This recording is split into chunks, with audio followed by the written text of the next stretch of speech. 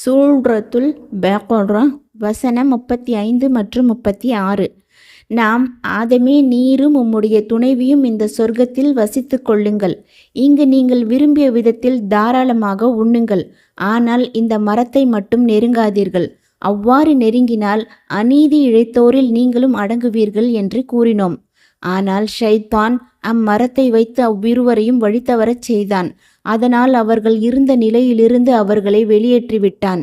ஆகவே நீங்கள் இங்கிருந்து கீழிறங்கி சென்று விடுங்கள். உங்களில் சிலருக்கு பகைவர்களாக இருப்பீர்கள். ஒரு குறிப்பிட்ட காலம் வரை உங்களுக்கு பூமியில் வசிப்பிடமும் அனுபவிக்க வாழ்வாதாரமும் உண்டு என்று கூறினோம். ஆதம் அவர்களுக்கு சிரம் பணியுமாறு வானவர்களுக்கு அல்லாஹ் உத்தரவிட்டான். அதற்கு கட்டுப்பட்டு இப்லீஸை தவிர மற்ற அனைவரும் ஆதமுக்கு சிரம் பணிந்தனர். இதன் மூலம் அவருக்கு மரியாதை வழங்கிய இறைவன் வேறொரு வகையிலும் அவரை தான் கண்ணியப்படுத்தியதை இங்கு விவரிக்கின்றான். அதாவது சொர்க்கத்தில் தாம் விரும்பிய இடத்தில் தங்கிக் கொள்வதற்கும் நல்ல முறையில் மன மகிழுடன் வேண்டிய அளவு தாராளமாக உண்பதற்கும் அவர்களுக்கு அனுமதி வழங்கினான். இறைவன் ஆதம் அவர்களை தங்க வைத்த சொர்க்கம் வானத்தில் உள்ளதா அல்லது பூமியில் உள்ளதா என்பதில் அறிஞர்களிடையே கருத்து வேறுபாடு நிலவுகிறது. அது வானத்தில்தான் உள்ளது என்ற கருத்தையே பலர் கொண்டுள்ளனர். முஅத்தசிலா மற்றும் கதரியா ஆகிய வேறுபட்ட கொள்கை உடைய பிரிவினர் அது பூமியில்தான் உள்ளது என்று கூறியிருப்பதாக குர்துபி ரஹ்மத்துல்லாஹி அலைஹி அவர்கள் அறிவித்துள்ளார்கள். இது தொடர்பான கூடுதல் விளக்கம் இன்ஷா அல்லாஹ் அல்-அஹ்ராஃப் என்னும் 7ஆம் அத்தியாயத்தின் விரிவுரையில் இடம்பெறும். ஆதம் அவர்கள் தம் துணைவியோடு சொர்க்கத்தில் தங்கிக் கொள்ளுமாறு தான் கூறியதாக அல்லாஹ் இவ்வசனத்தில் குறிப்பிடுகின்றான். எனவே ஆதம் அவர்கள் சொர்க்கத்தில் நுழைவதற்கு முன்னரே அவரின் துணைவியார் ஹவ்வா அவர்கள் படைக்கப்பட்டு விட்டார்கள் என்று இவ்வசனத்தின் போக்கிலிருந்து தெரிய வருகிறது. ஆனால் ஆதம் அவர்கள் சொர்க்கத்தில் நுழைந்த பின்னர்தான் ஹவ்வா அவர்கள் படைக்கப்பட்டார்கள் என்றும் கூறப்பட்டுள்ளது. சுத்தி ரஹ்மத்துல்லாஹி அலைஹி அவர்கள் இப்னு அப்பாஸ் ரதியல்லாஹு அன்ஹு மற்றும் நபி தோழர்கள் சிலரிடமிருந்து பின்வரும் தகவலை குறிப்பிடுகிறார்கள். சொர்க்கத்திலிருந்து ஷைத்தான் வெளியேற்றப்பட்டான். பின்பு அதில் ஆதம் அவர்கள் குடியமர்த்தப்பட்டார்கள். அவர்கள் தனி மனிதராகவே அதில் உலவி வந்தார்கள். நிம்மதி அளிக்கும் வகையில் எந்த துணையும் அவர்களுக்கு இருக்கவில்லை. இந்நிலையில் சற்று தூங்கி எழுந்தார்கள். அப்பொழுது அவர்களின் தலைக்கு அருகே பெண்மணி ஒருவர் அமர்ந்திருந்தார். அல்லாஹ் அந்த பெண்ணை ஆதம் அவர்களின் விலா எலும்பிலிருந்து படைத்திருந்தான். அப்பெண்ணிடம் நீ யார் என கேட்டார்கள். நான் ஒரு பெண் என அவர் கூறினார். நீ எதற்காக படைக்கப்பட்டாய் என கேட்டார்கள். நீங்கள் என்னிடம் அமைதி பெறுவதற்காக என்று அவர் பதில் அளித்தார்.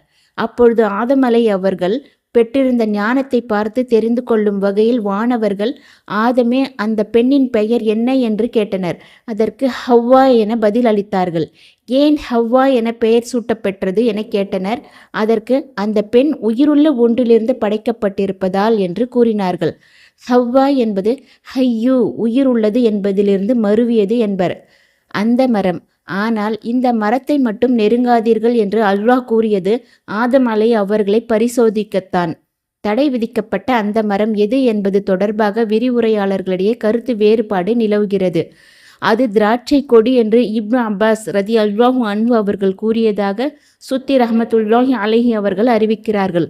கோதுமை பயிர்தான் அது என யூதர்கள் கருதுகின்றனர். அது தானிய கதிர் என இப்னு அப்பாஸ் ரதியல்லாஹு அன்ஹு அவர்கள் கூறியதாக இப்னு ஜரீர் ரஹ்மத்துல்லாஹி அலைஹி அவர்கள் அறிவிக்கிறார்கள். ஆதம் அவர்கள் அல்லாஹ்வின் தடையை மறந்து எந்த மரத்திலிருந்து சாப்பிட்டார்கள் என்றும் எந்த மரத்தின் அருகில் இருந்து கொண்டு பாவமன்னிப்பு கோரினார்கள் என்றும் விளக்கம் கேட்டு இப்னு அப்பாஸ் ரதியல்லாஹு அன்ஹு அவர்கள் பழைய வேதங்களை கற்றிருந்த அபுல் ஜலத் ஜைலான் பின் ஃபர்வா ரஹ்மத்துல்லாஹி அலைஹி அவர்களுக்கு கடிதம் எழுதினார்கள். அதற்கு அபு ஜலத் அவர்கள், ஆதம் அவர்களுக்கு தடை விதிக்கப்பட்ட மரம் எது என்று நீங்கள் என்னிடம் கேட்டிருந்தீர்கள். அது தானிய கதிராகும். மேலும் அவர்கள் எந்த மரத்தின் அருகில் இருந்து பாவ மன்னிப்பு கோரினார் என்றும் கேட்டிருந்தீர்கள். அது ஆலிவ் மரமாகும் என்று பதில் எழுதினார். இதை இபனு தமீம்களில் ஒருவர் தமக்கு அறிவித்ததாக இப்னு ஜரீர் ரஹ்மத்துல்லாஹி அலைஹி அவர்கள் தெரிவிக்கிறார்கள். அபு மாலிக் ரஹ்மத்துல்லாஹி அலைஹி அவர்கள் கூறியதாக சுஃப்யான் அஸ்-சௌரி ரஹ்மத்துல்லாஹி அலைஹி அவர்கள் கூறுகையில், அந்த மரம் பெரிச்ச மரமாகும் என்றும் குறிப்பிட்டார்கள். அது அத்தி மரம் என முஜாஹித் ரஹ்மத்துல்லாஹி அலைஹி அவர்கள் கூறியதாக இப்னு ஜரீர் ரஹ்மத்துல்லாஹி அலைஹி அவர்கள் அறிவித்துள்ளார்கள்.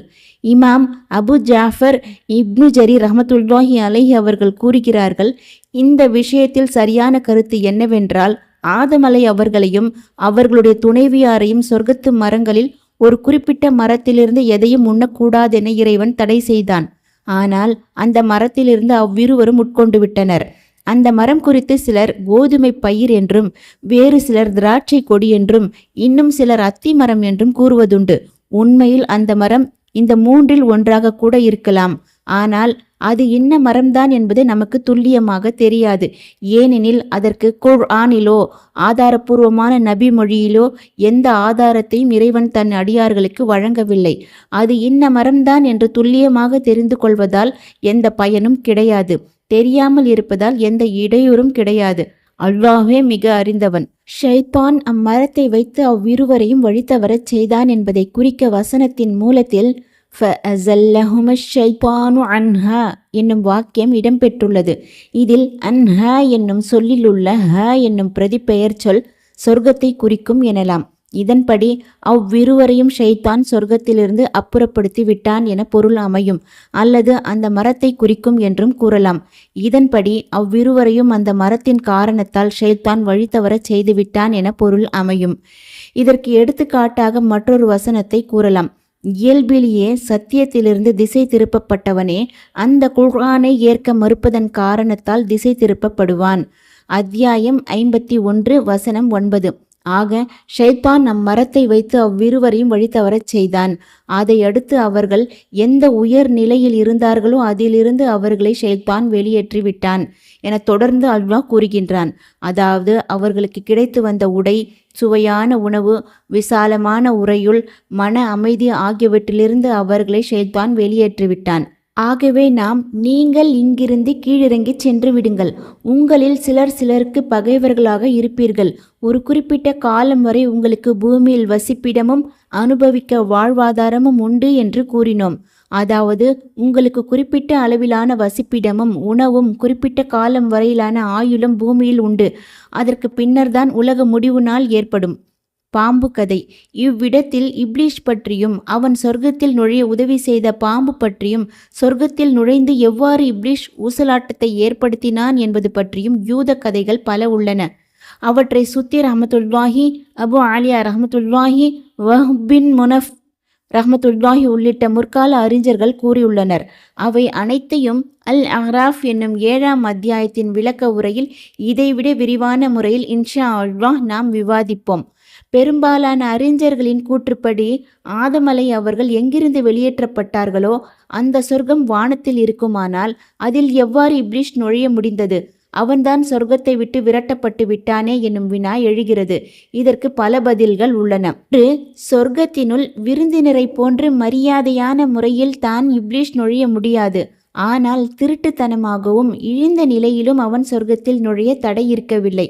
இதனால்தான் சொர்க்கத்தில் நுழைவதற்காக ஒரு பாம்பின் வாய்க்குள் இப்லீஸ் நுழைந்து கொண்டான். அந்த பாம்பு சொர்க்கத்தினுள் செல்ல கூடவே அவனும் நுழைந்து விட்டான் என்று தௌராத்தில் உள்ளதை போன்று சிலர் கூறியுள்ளார்கள். 2 அல்லது அந்த இப்லீஸ் சொர்க்கத்தின் வெளியே நின்று கொண்டு அவ்விருவரின் உள்ளங்களில் ஊசலாட்டத்தை ஏற்படுத்தி இருக்கலாம். 3 அல்லது அவ்விருவரும் சொர்க்கத்தில் இருந்தாலும் இப்லீஸ் பூமியில் இருந்தவாறே அவ்விருவருக்கும் ஊசலாட்டத்தை ஏற்படுத்தியிருக்க இடமும் உண்டு. இவற்றை சமக்ஷிரி ரஹ்மத்துல்லாஹி அலைஹி உள்ளிட்டோர் கூறியுள்ளனர். இவ்விடத்தில் குர்துபி ரஹ்மத்துல்லாஹி அலைஹி அவர்கள் பாம்புகளை பற்றியும் அவற்றை கொல்வதை பற்றியும் வந்துள்ள நபிமொழிகளையும் அது தொடர்பான சட்ட விளக்கத்தையும் தமது விரிவுரையில் பயனுள்ள வகையில் சிறப்பாக எடுத்து கூறியுள்ளார்கள்.